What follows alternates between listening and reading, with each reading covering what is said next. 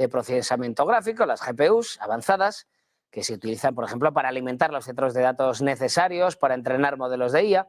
La mayoría fabricadas por Nvidia. Este es el gran problema. Por eso Nvidia hoy está cayendo más de un 6% en las bolsas estadounidenses. Nvidia, que tiene sede en Santa Clara, en California. Por ejemplo, Advanced Micro Devices, AMD, también vende chips de inteligencia artificial. En total, 18 aliados y socios de Estados Unidos, entre los que se incluyen Japón, Gran Bretaña o Países Bajos, estarán exentos de estas nuevas reglas de IA. Estados Unidos autorizará a empresas como Amazon, Google, Microsoft a recibir cantidades ilimitadas de chips de inteligencia artificial para construir sus centros de datos. Nvidia ha dicho ya que esta medida de Biden se extralimita, que no beneficiará a Estados Unidos finalmente, sino a China.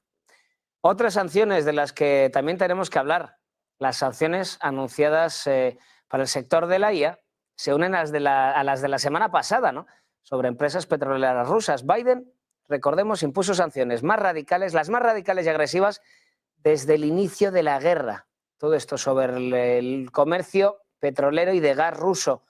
Pocos días, además, antes de abandonar la Casa Blanca. Le queda solo una semana. Son sanciones más radicales sobre estas empresas, pero recordemos, han pasado ya casi 3 años desde el inicio de la invasión rusa a Ucrania y llegan ahora las sanciones más fuertes.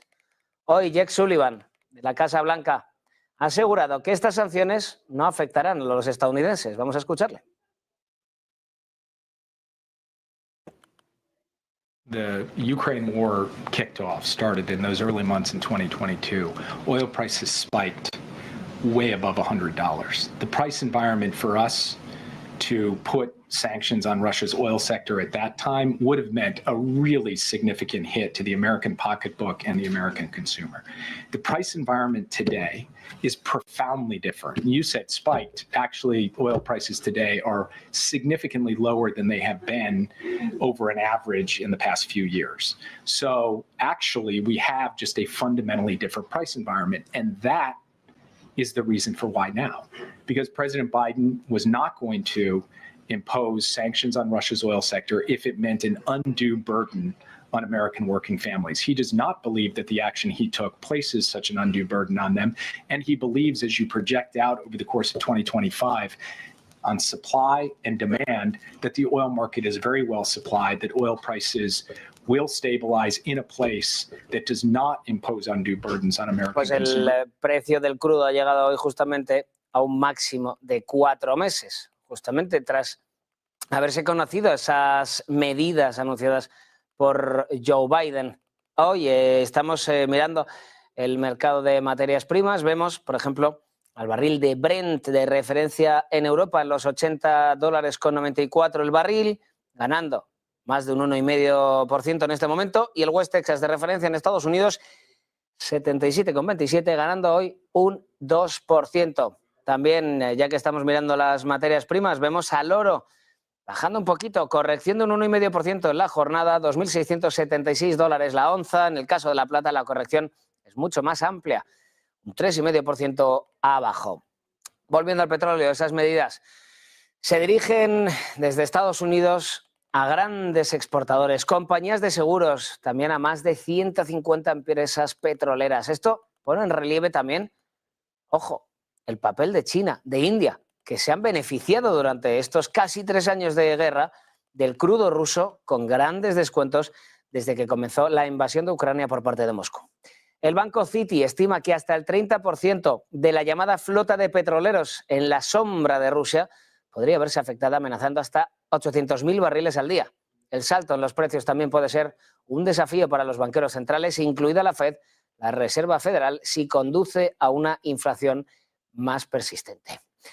China ha indicado hoy que va a centrarse más en proporcionar el consumo. El gigante asiático estaría cambiando su enfoque económico hacia la promoción del consumo, pivotando desde el enfoque de inversión que se ha definido en las últimas 2 décadas.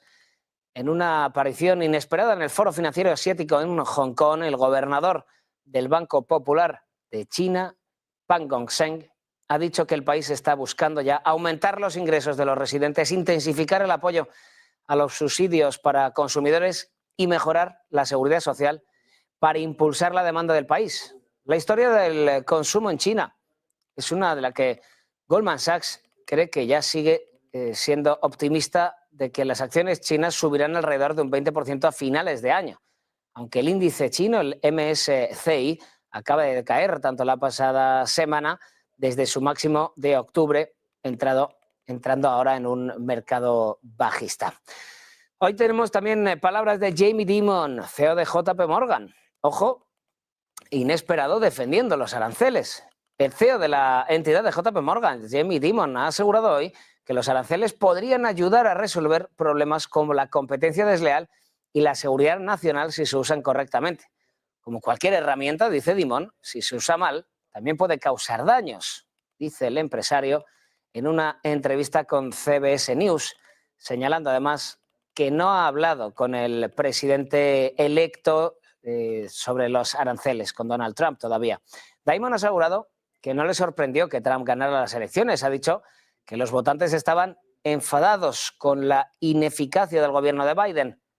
Mientras tanto, la entidad UBS está aconsejando a sus clientes que se diversifiquen en un mundo que está geopolíticamente más cargado, dicen, y potencialmente menos global.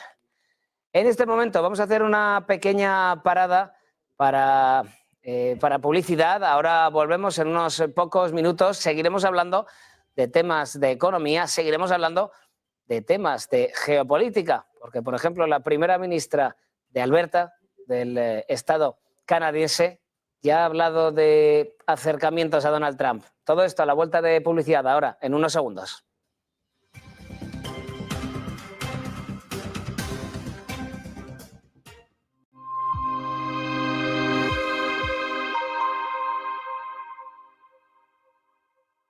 En el corazón de Madrid, descubre los Montes de Galicia, donde la tradición gallega se encuentra con la innovación culinaria.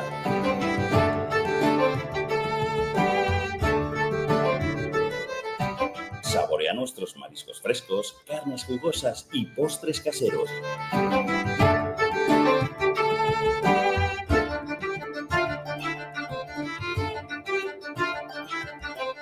Todo preparado con ingredientes de la más alta calidad. Disfruta de una experiencia gastronómica única en un ambiente acogedor y elegante. Los Montes de Galicia, donde cada comida es una celebración. ¡Te esperamos! ¿Qué cuento quieres hoy? ¿Te cuento uno de los míos? ¿El del farmacéutico? ¿O el de María, la abogada? El de Ana, la arquitecta. Vale. Eres una niña que soñaba con crear los edificios más impresionantes de la Tierra. Se pasaba el día dibujándolos. Sabía que algún día acabarían llegando a lo más alto de cada ciudad. Y que cualquier persona... Cada profesional tiene detrás una historia increíble. Creer en ella es lo que de verdad cuenta. Arquia Banca, el banco de los profesionales.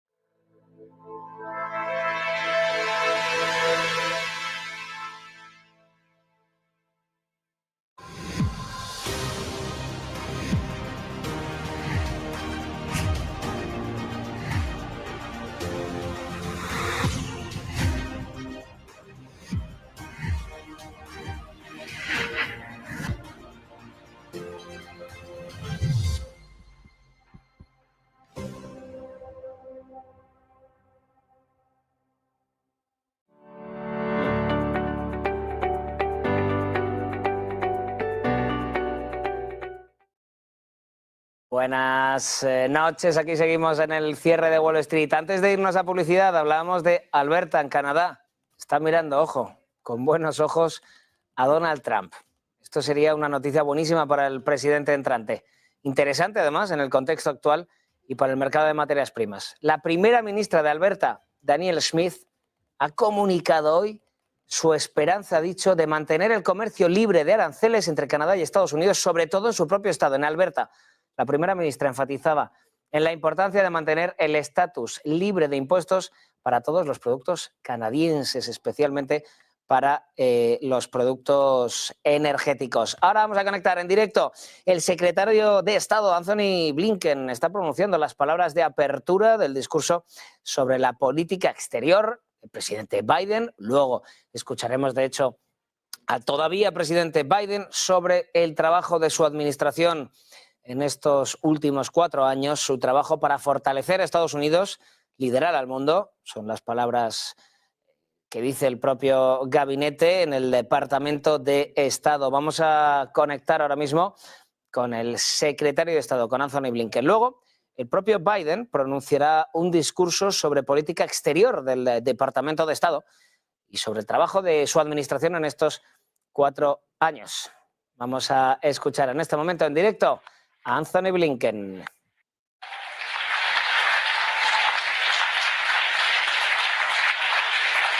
Good afternoon. If I didn't say anything, this would go on all afternoon, for good reason. Mr. President, it is an honor to welcome you back to the State Department. On day one of this administration, you shared a few things with me. You told me something that we long discussed, reminded me that American engagement, American leadership is essential. If we're not engaged, if we're not leading, you said, someone else is likely to be doing it, and probably not in a way that advances our interests or values. Or maybe no one's doing it, and then we're likely to have a vacuum filled with bad things before it's filled with good things. But the other thing you told me, Mr. President, was that there's a greater premium than ever before on finding ways to cooperate, to coordinate, to work with other countries if we're going to get done what we need to get done for the American people. And so you instructed me, you instructed all of us to get out there, to rebuild, to rejuvenate, even to reimagine, to rebuild, to rejuvenate, even to reimagine our alliances and partnerships. And I remember what you told me then. You said, we don't know when this is going to make a difference, when we're going to need these friendships, these partnerships, but someday, some way, somewhere, they're going to be critical for advancing the national interest. And that's exactly what the men and women of this department have done. And we've been able to carry out that charge for 2 reasons. First, the people you see before you and so many others who are out in the field or embassies and consulates.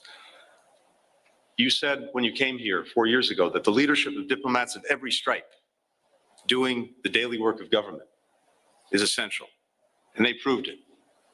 That daily work has become nightly work, 24/7, 7 days a week, hammering out agreements, jumping into action in crisis, creating opportunities for our citizens around the world, producing expert advice for you and your team at the White House. Everyone here knows this work can be tough. It's often not very glamorous, but it makes us stronger.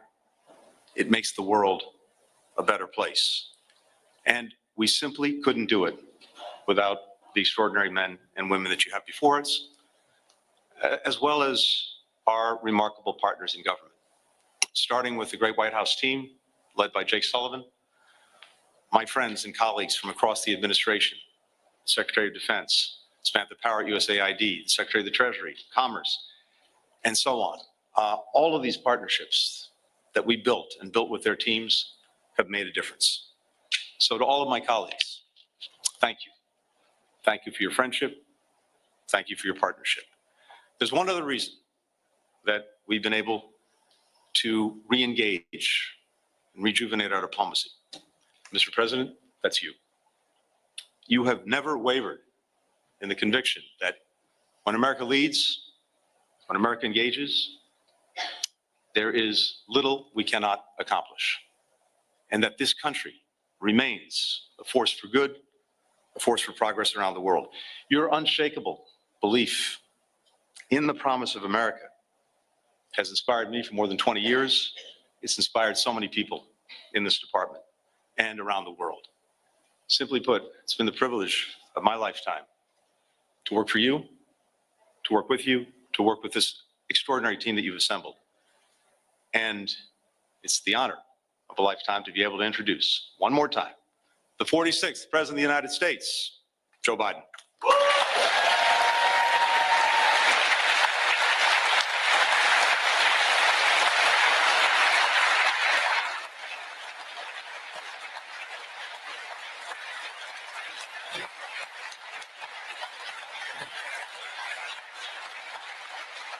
Thank you, thank you, thank you.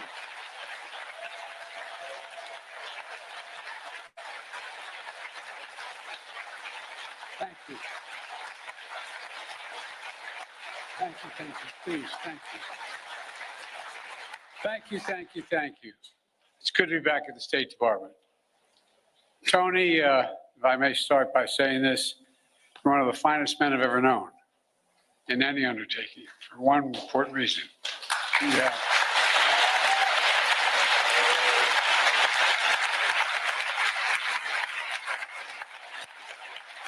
Not only brilliant, you have incredible character. You have character. You have more integrity than almost anybody I know. Thank you for always sticking with me. Appreciate it. Folks, I'm grateful for his counsel and his friendship as well, but I also want to thank the members of my cabinet and the members of the Congress who are here today, and to all our diplomats, development experts, service members, and intelligence professionals. Many of the achievements we're going to discuss today were the result of your hard work, and that's not hyperbole, it's true. Thank you, thank you, thank you, thank you for your extraordinary service. Now, I come here to the State Department to report on to the American people on the progress we've made in the last 4 years in our foreign policy and our presidency. I've said many times, we're at an inflection point. The post-Cold War period is over. A new era has begun. In these 4 years, we faced crises that we've been tested. We've come through those tests stronger, in my view, than we entered those tests. This is a fierce competition underway. The future of the global economy, technology, human values, and so much else. Right now, in my view, thanks to our administration, the United States is winning the worldwide competition. Compared to 4 years ago, America is stronger. Our alliances are stronger. Our adversaries and competitors are weaker. We have not gone to war to make these things happen. During my presidency, I've increased America's power at every dimension. We've increased our diplomatic power, creating more allies than the United States has ever had in the history of our nation. We've increased our military power, making the most significant investments in the defense industrial base in decades. We've increased the technology power, taking the lead in artificial intelligence and other technologies of the future. And we've increased the economic power, building the most dynamic economy in the world from the bottom up and the middle out, not the top down. In short, Kamala and I took office, our nation had become stronger at home, are stronger in the world. And now, America is more capable and I would argue better prepared than we've been in a long, long time. While our competitors and adversaries are facing stiff headwinds, we have the wind at our back because of all of you. This is what we're heading into. And over the next administration, that's what we're handing it to. Today, I want to lay out what we've done, the opportunities we've created for America, and those opportunities going forward. Today, I can report to the American people, our sources of national power are far stronger than they were when we took office. Our economy is booming, although there's more work to do.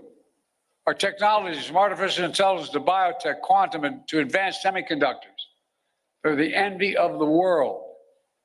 And we have made the most significant investments in America and the American workers since the New Deal. To rebuild our roads and bridges, our ports and airports, clean water systems, affordable high-speed internet, and so much more. To build American manufacturing, to make advanced semiconductors, which we invented here at home.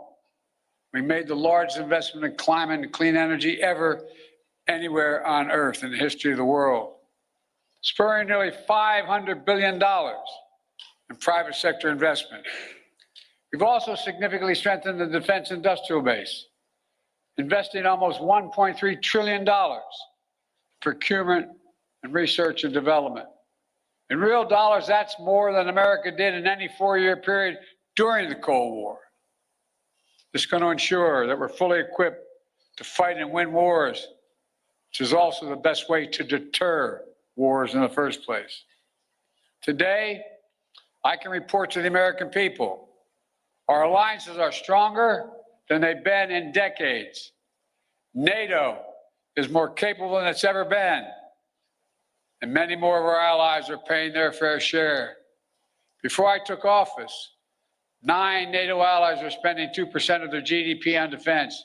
Now 23 are spending 2%. And look at the Indo-Pacific.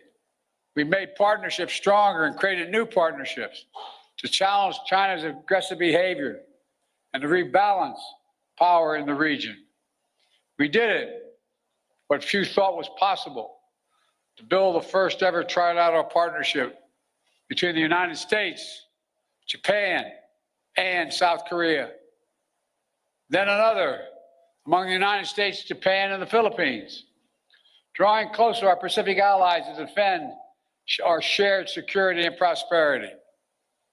We brokered a defense pact known as AUKUS among the United States, Australia, and the United Kingdom, connecting the Atlantic and Pacific allies as only America is able to do.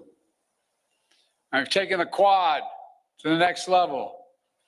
The United States, Japan, Australia, and India.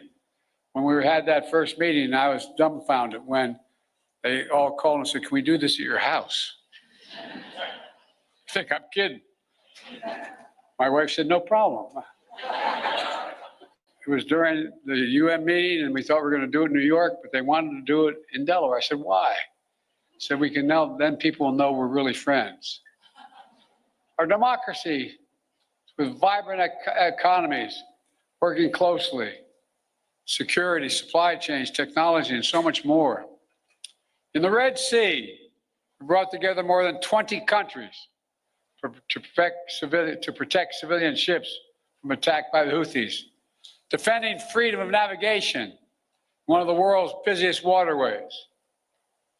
And we have strengthened partnerships all across the Americas, defending democracy, targeting corruption, addressing migration, increasing prosperity, and protecting Amazon rainforest, which captures billions of tons of carbon from the atmosphere every year. Overall, we've reinvigorated people's faith in the United States as a true partner. Today, I can report to the American people, our adversaries are weaker than were when we came into this job 4 years ago. Just consider Russia. When Putin invaded Ukraine, he thought he'd conquer Kyiv in a matter of days. But the truth is, since that war began, I'm the only one that stood in the center of Kyiv, not him. Putin never had. Think about it.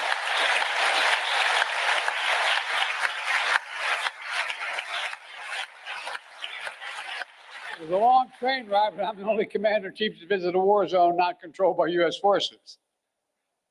We helped Ukrainians stop Putin. And now, nearly three years later, Putin has failed to achieve any of his strategic objectives. He has failed thus far to subjugate Ukraine, failed to break the unity of NATO, and failed to make large territorial gains. There's more to do. We can't walk away. We rallied 50 nations to stand with Ukraine, not just in Europe, but for the first time in Asia as well. Because those countries in Asia know what happens in Ukraine matters to them as well. We delivered air interceptors, massive numbers of munitions, enacted relentless, unprecedented sanctions to keep Ukraine in the fight. And now Russia is struggling to replace what they are losing on the battlefield in terms of military equipment and fighters. And the ruble is under enormous pressure. As I saw it, when Putin launched his invasion, I had two jobs.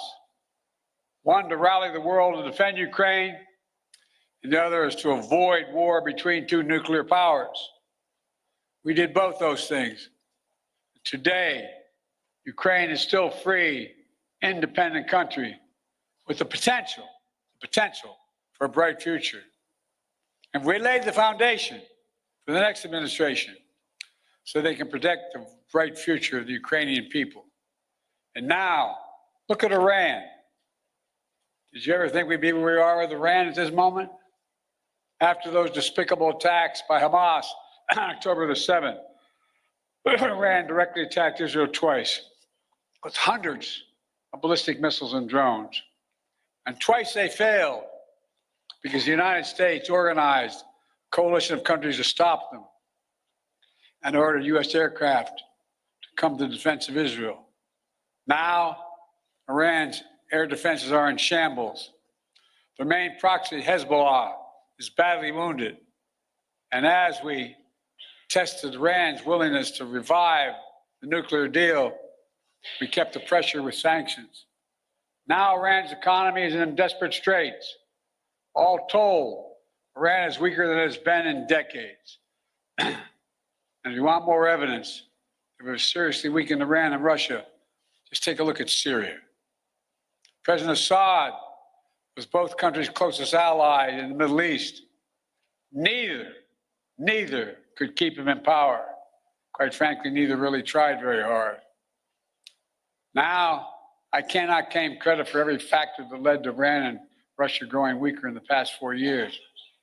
They did plenty of damage all by themselves. But Israel did plenty of damage to Iran and its proxies. But there's no question, our actions contributed significantly. And now major authoritarian states are aligning more closely with one another. Iran, Russia, China, North Korea. But that's more out of weakness than out of strength. So as the new administration begins, the United States is in a fundamentally stronger position with respect to these countries than we were 4 years ago.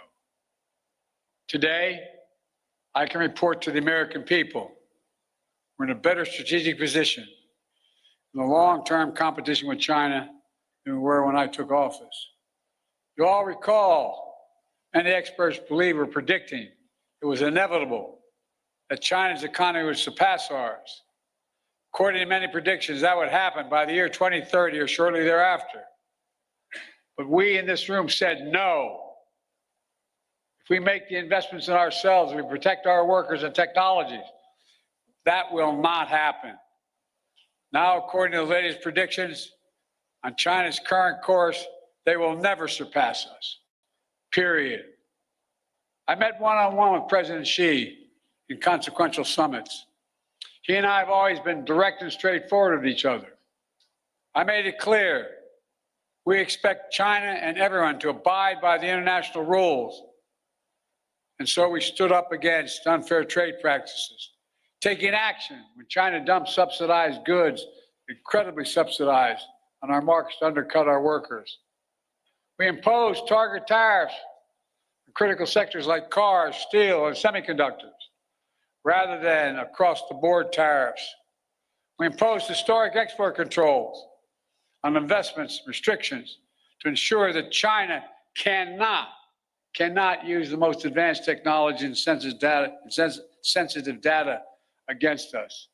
And critically, we enlisted our allies and partners to join us, building more convergence among our allies on a shared approach to China than ever existed, and showing that it's more effective to deal with China alongside of partners rather than going it alone. But even while we compete vigorously, we've managed our relationship with China responsibly, so it's never tipped over into conflict. We've created lines of communication between President Xi and myself, and between the leaders of our militaries, to avoid misunderstanding. We found ways to work with each other, to address climate change, to reduce the flow of fentanyl in the United States, which, by the way, overdose deaths are coming down across our nation. And in my administration, we've seized more fentanyl at our border in 2 years than the previous 5 years combined. Today, I can also report to the American people We're the first president in decades who's not leaving a war in Afghanistan to his successor. But we've got bin Laden during the Obama-Biden administration. The primary objective of war had been accomplished. And I believe that going forward, the primary threat of al-Qaeda would no longer be emanating from Afghanistan, but from elsewhere. And so we not need to station a sizable number of American forces in Afghanistan. So when I took office, I had a choice. Ultimately, I saw no reason to keep thousands of servicemen in Afghanistan. I think I have my schedule with me, and I keep on my, I don't have, but I keep on the back of my card the actual number of dead and wounded that occurred in our longest war, to remind myself. Keep spending hundreds of millions of dollars a day. We're no longer doing that. In my view, it was time to end the war and bring our troops home, and we did. I commend the courage of all those who served in Afghanistan. We grieve all 2,461 Americans who made the ultimate sacrifice in the longest war in American history. And I grieve those brave service members whose lives were lost during the withdrawal. We also thank those inside and outside of government who've done so much to help thousands of Afghan families resettle in the United States. Remember, critics said if we entered the war, it would damage our alliances and create threats to our homeland from foreign directed terrorism out of a safe haven in Afghanistan. Neither has occurred. Neither has occurred. And our alliance has stayed strong. We've used our over-the-horizon capabilities to strike in Afghanistan and elsewhere when we had to. For instance, eliminating Zawahiri, leader of al-Qaeda, who helped orchestrate the September 11th attacks. And we did it without putting more American boots on the ground. And by ending the war, we've been able to focus our energy and resources on more urgent challenges. There is nothing, I can tell you from my conversation with both Xi and Putin, nothing our adversaries and competitors like Russia and China would have liked more than seeing us to continue to be tied down in Afghanistan for another decade. For all those reasons, ending the war was the right thing to do. And I believe history will reflect that. And from the moment I entered office, I also worked to free as many Americans as possible being held hostage, wrongfully detained overseas. We brought home more than 75 Americans by last count. In some cases, it took months, even years of effort, like the prisoner swap with Russia over the past summer. Feat of diplomacy involving many of you and involving multiple countries who joined complex negotiations at our request. Another example of the power of our alliances. We did not have these relationships, those women and women would likely still be in prison. And finally, I can report to the American people that we restored our leadership in a range of other generational priorities. When I took office, we were no longer part of the International Climate Agreement. We announced on day one that we would join the Paris Accord, rejoin. And we've led by example. We've conserved hundreds of millions of acres of land and water, more than any president in American history, making investments in clean energy and convincing other nations to join us. Thanks to our efforts, the world has reached the goal of investing $100 billion every year in public and private funds to reduce greenhouse emissions, to drive down the cost of clean energy, to help developing nations adapt to climate change. Our administration has launched a transformative initiative to build high-impact infrastructure in developing nations. It's called PGI. You all know that better than anyone. This is our alternative to what China offers with its massive projects across Africa and beyond. But their approach features no workers' rights, no environmental protections, unmanageable debt, shoddy construction, all in exchange for military access to ports and other exploitative purposes. By contrast, we've leveraged $600 billion and unleashed the private sector to build an infrastructure in order to grow economies and combat climate change.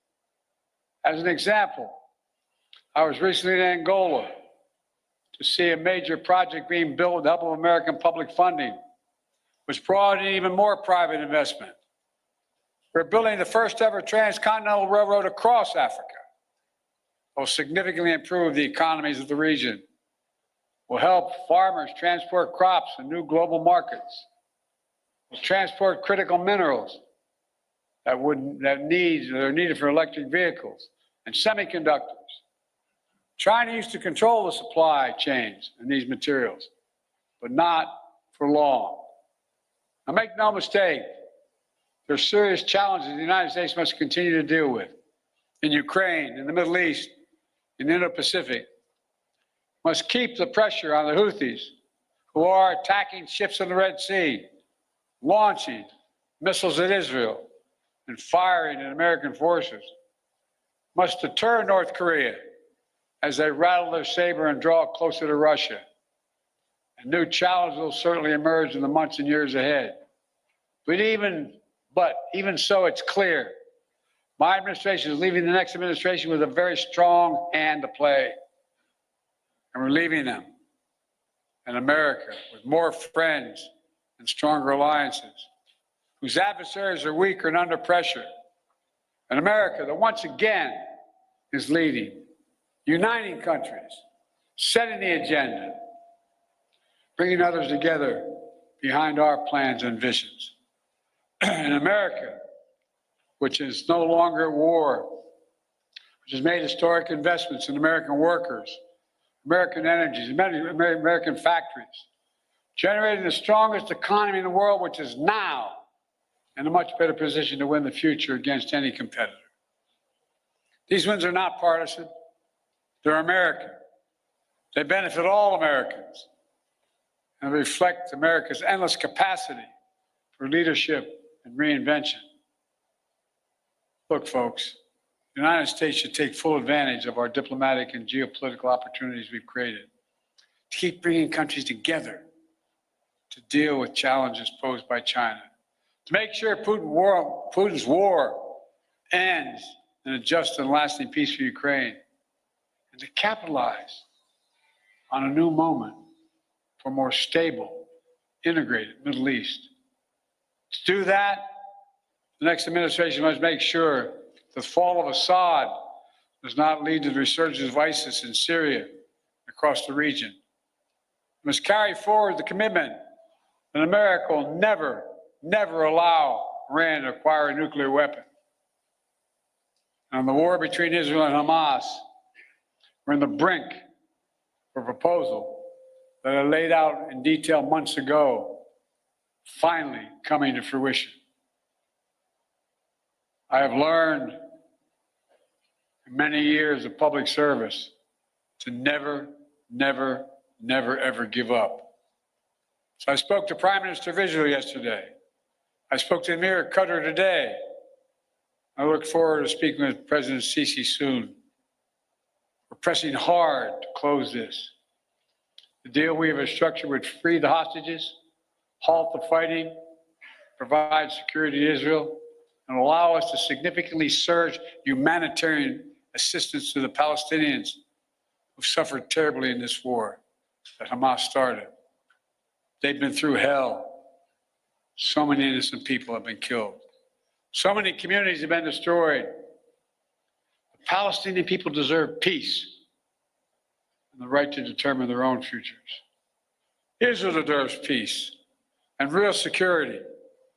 And the hostages and their families deserve to be reunited. And so we're working urgently to close this deal. And as we deal with immediate challenges, in my view, we have to look to the future. I urge the next administration to carry forward two issues that have been central to my presidency and which shape the future, in my view. On artificial intelligence, we are in the lead, and we must stay in the lead. We must not offshore artificial intelligence, as we once did with computer chips and other critical technologies. AI has the power to reshape economies, governments, national security, entire societies. And it must be the United States and our closest allies that lead the way to ensure people's rights are respected, their safety is protected, and their data is secure. And likewise, clean energy transition will race ahead in years to come. I know from some incoming administration, some in the incoming administration are skeptical about the need for clean energy. They don't even believe climate change is real. I think they come from a different century. They're wrong. They are dead wrong. It's the single greatest existential threat to humanity.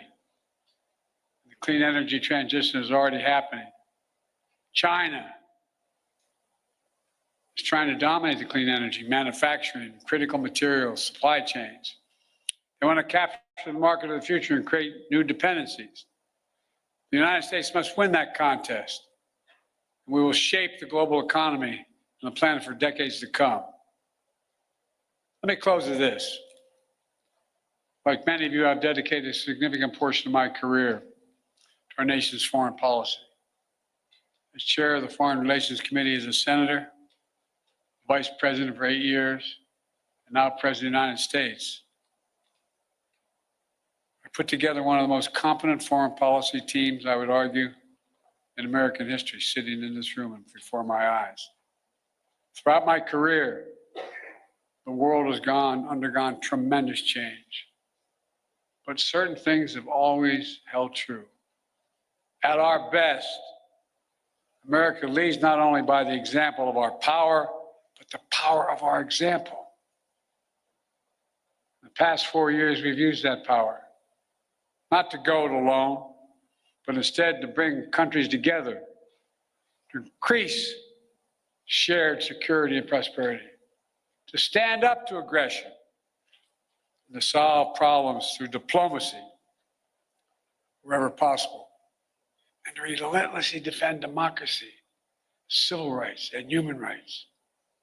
Because that's who we are. That's who we are. You heard me say it many times before. We're the only country on earth founded on idea. Every other country is founded on geography, religion, ethnicity, or some other unifying factor. But America was built on an idea, literally, not figuratively. That idea was all women and men are created equal. The idea that has inspired the world for 250 years and counting. We're always reaching to do better. Always looking to the future. Not our best. Always seeking progress for our people and for people everywhere. It's been the honor of my life to serve as your president. Today, I'm optimistic about our future, as optimistic as I've ever been. Just have to remember who in the hell we are. You've heard me say it many times. We're the United States of America, for God's sake. There is nothing beyond our capacity if we do it together and commit to it. Nothing. So thank you all for all you've done. I hope many of you are going to be staying in the next administration to keep this moving. May God bless you all, and may God protect our troops. Thank you, thank you, thank you. Thank you.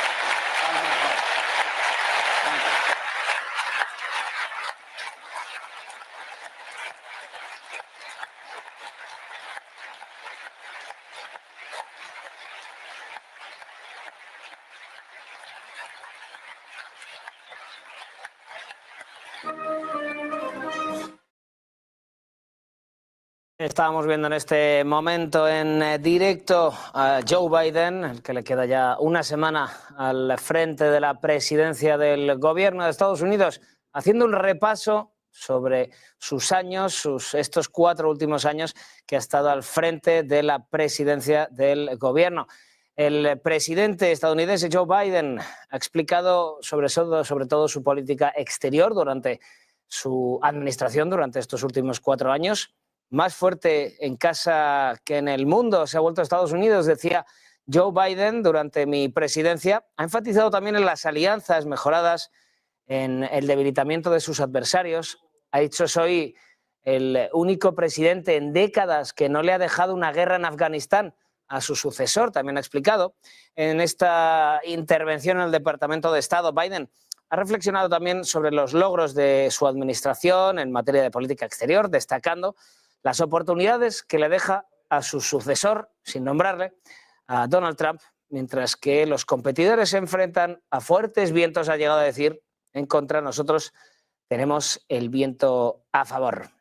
Ahora continuamos y ya vamos con las entrevistas de la jornada. Antes tenemos una serie de noticias de última hora que hemos ido conociendo en estos minutos. La primera es que los hutíes reivindican el ataque en Tel Aviv con misiles. Los hutíes yemeníes han anunciado que habían atacado un objetivo vital cerca de Tel Aviv con un misil balístico. Han dicho y han agregado que se había logrado el objetivo de la operación. El grupo militante afirma haber utilizado un misil balístico hipersónico, el Palestine II, para llevar a cabo este ataque y lo han descrito como una represalia por los ataques aéreos israelíes anteriores contra la zona de Yemen. Además, los hutíes han afirmado que atacaron sitios israelíes cerca de Tel Aviv con 4 drones y que lograron impactar. Anteriormente, las fuerzas de defensa de Israel dijeron que se activaron las alarmas aéreas en todo el centro de Israel debido al lanzamiento de un misil balístico desde Yemen, pero que no hubo informes de víctimas o de daños materiales. Importante esta noticia de última hora. Trump, el partido de Donald Trump estaría preparando un proyecto de ley para comprar Groenlandia. Los republicanos de la Cámara de Representantes de Estados Unidos han presentado una legislación, una ley, un proyecto de ley que permitiría al presidente electo de Estados Unidos, a Donald Trump, iniciar conversaciones con Dinamarca sobre la posible compra de Groenlandia una vez que asuma el cargo a partir del próximo 20 de enero. Es una exclusiva de Axios que acaban de publicar. El Congreso autoriza al presidente a que a partir del 20 de enero de 2025 intente entablar negociaciones con el Reino de Dinamarca para asegurar la adquisición de Groenlandia por parte de Estados Unidos. Esto indica el borrador del proyecto de ley denominado Make Greenland Great Again, ley para que Groenlandia vuelva a ser grande. Ha sido presentado por el representante de la Cámara, Antony J. Groenlandia, históricamente bajo control danés, que actualmente funciona como una región semiautónoma dentro del marco del reino danés, opera bajo la jurisdicción de la Constitución danesa, lo que implicaría que cualquier modificación de su estatus legal requeriría una enmienda a la Constitución de Dinamarca, además de la posibilidad de que sea a través de un referéndum a los propios ciudadanos de Groenlandia. Otra noticia que acabamos de conocer: los sistemas de defensa aérea rusos han repelido un intento masivo de Ucrania, dicen, de lanzar un ataque combinado contra la región de Briansk. Lo ha dicho el jefe del gobierno local, Alexander Bogomaz, que afirma que todos los objetivos han sido destruidos sin proporcionar más información. La investigación, según él, la investigación preliminar, ha determinado que por el momento no hubo víctimas. Y otra noticia que acabamos de conocer es que los incendios de California costarán al menos 275.000 millones de dólares. El estado de California podría enfrentar pérdidas económicas entre 150.000 y 275.000 millones de dólares debido a los daños causados por los incendios forestales en Los Ángeles. Es una estimación de Fitch Ratings en un informe que han publicado ahora. Se estima que las pérdidas aseguradas oscilarán entre 10.000 y 30.000 millones, lo que podría afectar a empresas menos capitalizadas, aumentar los costes de reasegurar, por ejemplo, señala la agencia, y las pérdidas aseguradas deberían permanecer dentro de los límites de sensibilidad de las calificaciones para los emisores afectados, dados los amplios niveles de capital, la exposición al riesgo diversificada y la capacidad de las aseguradoras para aumentar las tarifas de las primas, afirma Fitch Ratings. Se espera que la ubicación de los incendios en vecindarios con propiedades de alto valor amplifique dichas pérdidas para las aseguradoras que apuntan al mercado de alto patrimonio neto, a las compañías de líneas de excedentes y superávits. Estos segmentos requieren procesos